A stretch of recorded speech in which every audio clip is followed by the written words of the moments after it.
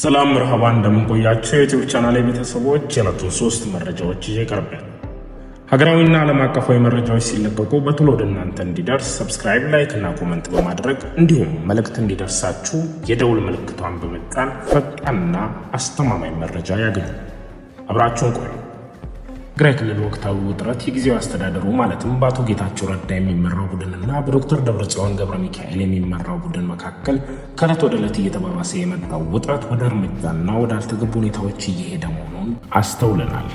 በተለያዩ ከተሞችም በአዲጉዶም፣ በመቀሌ እንዲሁም በአዲግራት በተለያዩ ዋና ዋና ከተሞች ውጥረቱ እንደቀጠለ ነው። የትግራይ ጊዜያዊ አስተዳደር የፌዴራል መንግስቱና የዓለም አቀፍ ማህበረሰብ ድጋፍ ጠይቋል። የፌዴራል መንግስትና የዓለም አቀፍ ማህበረሰብ ቀድመው ተገቢውን ኃላፊነት ካልተወጡ የትግራይ ህዝብ መወጣት ወደማይችለው ዳግም አስከፊ ጦርነት ውስጥ ይገባል ያሉት አቶ ጌታቸው ረዳ ጊዜያዊ አስተዳደሩ ዛሬ መጋቢት 3 2017 ዓ.ም ማለትም ትላንት መጋቢት 3 2017 ዓ.ም ባወጣው መግለጫ የፌዴራል መንግስት በጸጥታ ኃይል ስም በመንቀሳቀስ ላይ የሚገኙት አካላት አንድ ቡድን ተላላኪዎች እንጂ ህዝብንና ጊዜያዊ አስተዳደሩን የማይወክሉ መሆናቸውን ተረድቶ አስፈላጊውን እገዛ እንዲያደርግ ጠይቋል።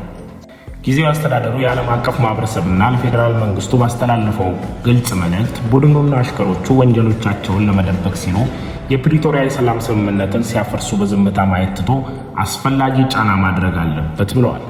የፌዴራል መንግስትና የዓለም አቀፍ ማህበረሰብ ቀድሞ ተገቢውን ኃላፊነታቸውን ካልተወጡ ግን የትግራይ ህዝብ መወጣት ወደማይችለው ዳግም አስከፊ ጦርነት ይገባል ሲሉ የትግራይ ጊዜያዊ አስተዳደር አስጠንቅቋል።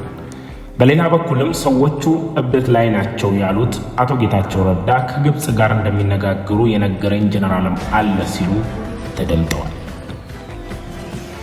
በሌላ ዜና ጀነራሉ እርምጃውን ውድቅ አደረጉ። ጀነራል ታደሰ ወረደ የአቶ ጌታቸው ረዳን እርምጃ ውድቅ አደረጉ።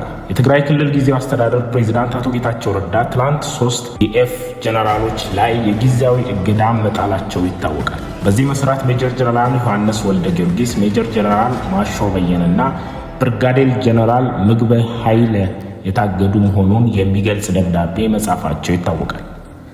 አቶ ጌታቸው ረዳ በፈረሙት በዚህ ደብዳቤ ይህንን እገዳ እንዲያስፈጽሙ ኃላፊነት የተጣለባቸው የክልሉ ምክትል ፕሬዝዳንትና የሰላምና ጸጥታ ቢሮ ሴክሬታሪያል የሆኑት ሌተናንት ጀነራል ታደሰ ወረደ ናቸው። ይሁንና የክልሉ ሰላምና ጸጥታ ቢሮ ይህንን እገዳ እንደማይቀበል አስታውቋል።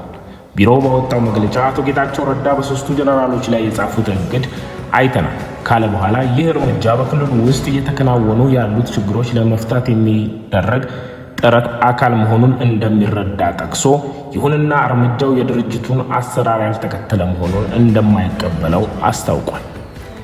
እንዲሁም በኤርትራ በኩል አንዳንድ ሚዲያዎች በእነ ዶክተር ደብረጽዮን የሚመራው የህወሓት ቡድን እርምጃን ሲያደንቁ፣ ሲያቆለጳጵሱ ተመልክተናል።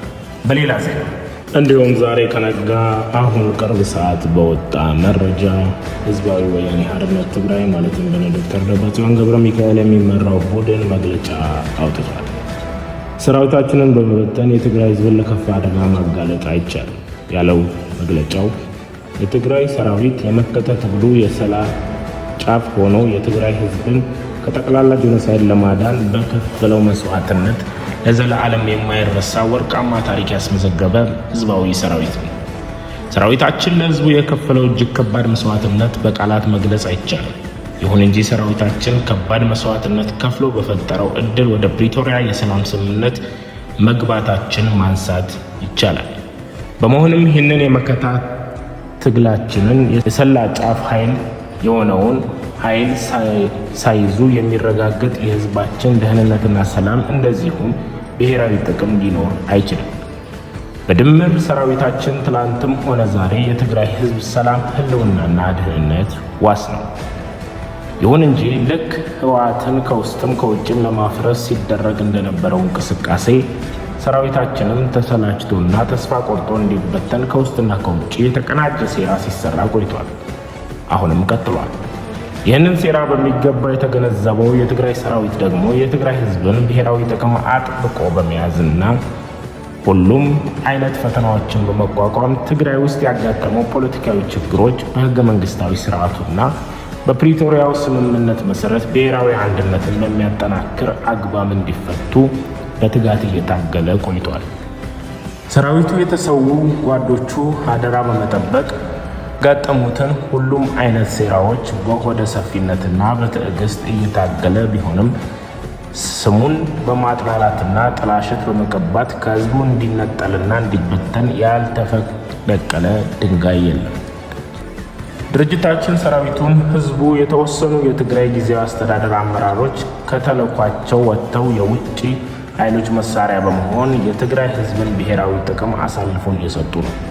እንደዚሁም የትግራይ ህገ መንግስትን በመጣስ በክልሉ ህግና ስርዓትን በማፍረስ ማቆሚያ የሌለው አደገኛ ሁኔታ እየፈጠሩ ነው የሚል ተጨባጭ ግምገማና ድምዳሜ ላይ መድረሳቸው ይታወቃል። ይህንንም የጋራ ድምዳሜ መሰረት በማድረግ ህግና ስርዓትን ለማስከበር የሚደረገው እንቅስቃሴ ለማምከን በሰራዊቱና በአመራሩ ላይ ያነጣጠረ ስም ማጥፋትና ማጥላላት እንደዚሁም ማስፈራራት በተለያዩ ሚዲያዎች በተቀናጀ መንገድ ሲነዛ ቆይቷል። አሁን ደግሞ ሰራዊቱ ያለ መሪ በማስቀረት አደረጃጀቱን ለመበተንና ህዝባችንን ለከፋ አደጋ ለማጋለጥ ያለመ በጀግኖች የሰራዊቱ አመራሮች ላይ ያነጣጠሩ በእገዳና በኃላፊነት የማንሳት ስም ግልጽ ብሔራዊ ክህደት ተፈጽሟል። ይሁን እንጂ ሰራዊቱ ይሁን አመራሩ በአንድ ግለሰብ ፈቃድ የሚታገድና የሚባረር ሳይሆን ለህዝባችን ብሔራዊ ጥቅምና ህልውና ግንባሩን የሚሰጥ ህዝባዊ የመከተ ኃይል ነው። ይህንን ብሔራዊ ኃይል ማንም ግለሰብ እየተነሳ እንደ ፍላጎቱ እንዲታገል የሚያደርገው የሚያግደው ወይም የሚያባረረው አይደለም። ስለሆነም 4 የሰራዊቱ ከፍተኛ አመራሮች ለማገድ ለማባረር በትግራይ ጊዜያዊ አስተዳደር የቀድሞ ፕሬዝዳንት ተፈርሞ የተጻፈ ደብዳቤ ከኃላፊነት ውጭ የተደረገና ተፈጻሚነት የሌለው መሆኑ ካሁኑም በግልጽ ሊታወቅ ይገባል። ከስልጣን ውጭ የተጻፉት ደብዳቤዎች የያዙት ዓላማ ደግሞ እጅግ አደገኛ በመሆኑ በጽኑ የምንታገለው ይሆናል።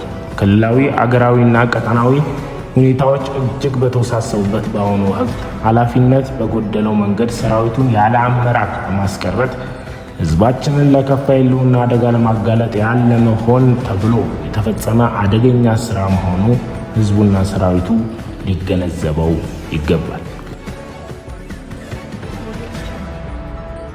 ህወሓትና የትግራይ ሰራዊት የፕሪቶሪያው የሰላም ስምምነትና የጊዜያዊ አስተዳደሩ ዋና ባለቤቶች ናቸው።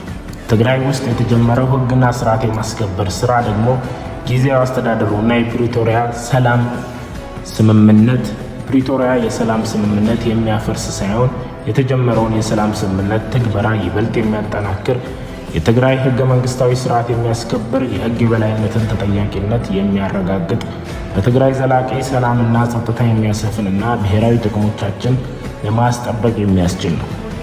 ይሁን እንጂ የክህደት ቡድኑ ኃላፊነት የጎደለው ስራውን አጠናክሮ በመቀጠል ህወሓትና የትግራይ ሰራዊትን ጥላሸት በመቀባትና በመወንጀል ትግራይ ከውስጥ ከቁጥጥር ውጪ የሆነ ሁኔታ ሊያጋጥም እንደሚችል በመግለጽ እያደረገ ሶስተኛ ወገን ወደ ትግራይ እንዲገባ በቀጥታና በተዘዋዋሪ መንገድ ጥሪ እያደረገ ነው። ከዚህ በመነሳት በእግድ ስም የተጻፉት ደብዳቤዎች ከስልጣን ውጭ የተደረጉ ተቀባይነትና ተፈጻሚነት የሌላቸው መሆናቸውን እየገለጸን ትግራይ ውስጥ ያጋጠሙት ችግሮች ለመፍታት የህወሓት የህዝቡና የሰራዊቱ ውሳኔዎች መተግበር አማራጭ የሌለው መሆኑን እናሳውቃለን።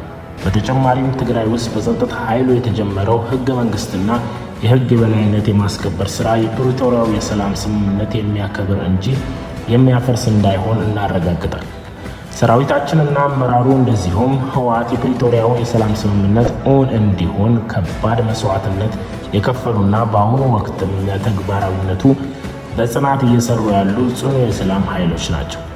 ህወሓት የትግራይ ህዝብንና ሰራዊቱ ጊዜያዊ አስተዳደሩ የተሰጠውን ተልዕኮ በብቃት እንዲወጣ የአመራር ማስተካከያ እንዲያደርግ ጠየቁ እንጂ ጊዜያዊ አስተዳደሩ ይፍረስ አላሉ።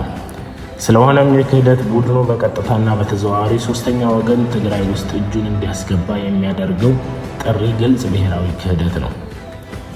ግልጽ ብሔራዊ ክህደት እና የፕሪቶሪያ የሰላም ስምምነት አደጋ ውስጥ የሚከት መሆኑ በፍጹም ተቀባይነት የለውም።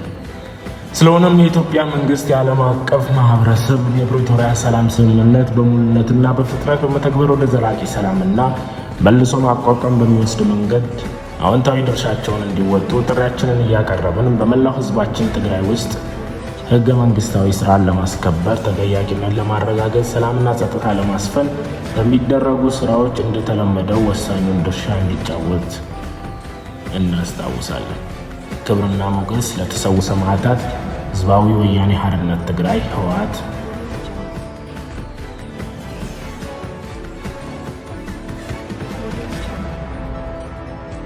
ወደ መዝናኛ ዜና እንለፍ። አንጋፋው የፊልም ባለሙያ ፕሮፌሰር ኃይሌ ገሪማ አዲስ ፊልም ሰርተው ማጠናቀቃቸውን አስታወቁ። ይህ አዲሱ ፊልማቸው ጥቁር አንበሳ የሮማ ተኩላ ብላክ ላይንስ ሮማን ወልፍስ የተሰኘ ርዕስ ያለው ሲሆን በሁለተኛው የኢትዮጵያና ጣሊያን ጦርነት ላይ የሚያተኩር ፊልሙ የዶክመንተሪ ቅርጽ የያዘ መሆኑ ተገልጿል። 5 ክፍሎች ያሉትና በአጠቃላይ ከ10 ሰዓታት በላይ ርዝመት ያለው ይህ ፊልም በሚል የተዘጋጀ ነው። ሰዓታት በላይ ርዝመት ያለው እንዲኖረው ተደርጎ የተዘጋጀ ነው። ኃይሌ ገሪማ ይህንን ፊልም ለማዘጋጀት ከ20 ዓመታት በላይ እንደፈጀባቸው የተናገሩ ሲሆን በፊልሙ በኢምፔሪያሊዝም ላይ የተገኘውን ታሪካዊ ድል በአፍሪካዊ እይታ ማቅረባቸውን አስታውቋል። በፊልሙ ውስጥ በጣሊያን፣ አሜሪካ፣ እንግሊዝ፣ ሩሲያ፣ ፈረንሳይና ጀርመን አማካኝነት በወቅቱ የተቀረጹ በርካታ ታሪካዊ ቪዲዮዎችን ማካተታቸውን የገለጹት ፕሮፌሰር ኃይሌ እንዲሁም በዚያ ጦርነት ላይ የተሳተፉ አርበኞችን ቃለ ምልልስ የፊልሙ አካል ማድረጋቸውንም አስረድተዋል።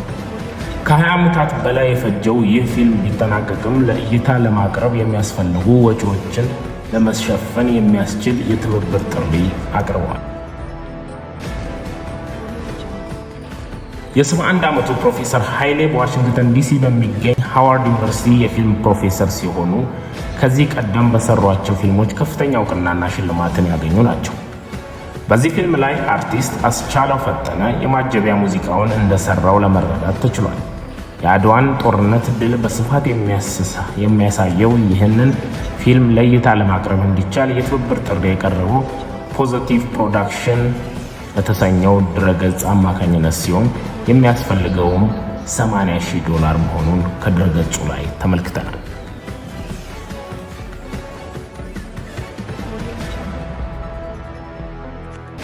ከመረጃዎቹ ጋር አብራችሁን ስለነበራችሁ እናመሰግናለን። ይህንን ቻናል ላይክ፣ ሰብስክራይብ በማድረግ እንዲሁም መልእክት ወደ እናንተ እንዲመጣ የደውል ምልክቷን በመጫን ቤተሰብ ይሁኑ።